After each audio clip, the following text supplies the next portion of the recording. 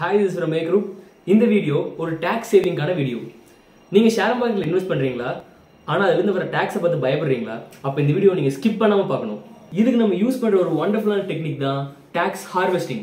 இந்த டெக்னிக்கை பத்தியும் ஒரு பியூட்டிஃபுல்லான எக்ஸாம்பிளோட இந்த வீடியோல பார்க்க போறோம்.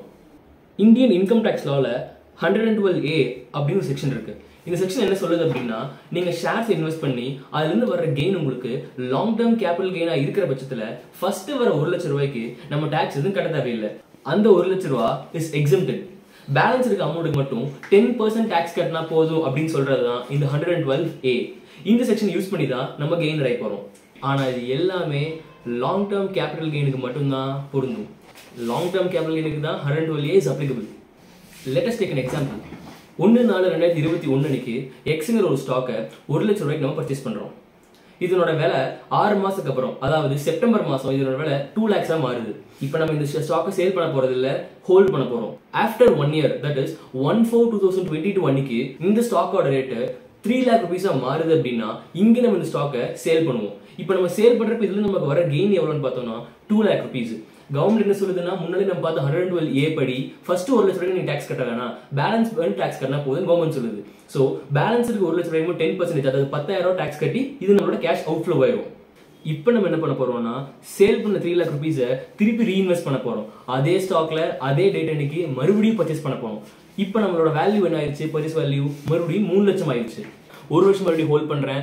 On 1st April 2023 அன்னைக்கு, that is after 12 months, மறுபடியும் இந்த ஸ்டாக் நான் சேல் பண்றேன். இப்போ நான் சேல் பண்றப்போ இதோட value, for example let us take 3,70,000 rupees.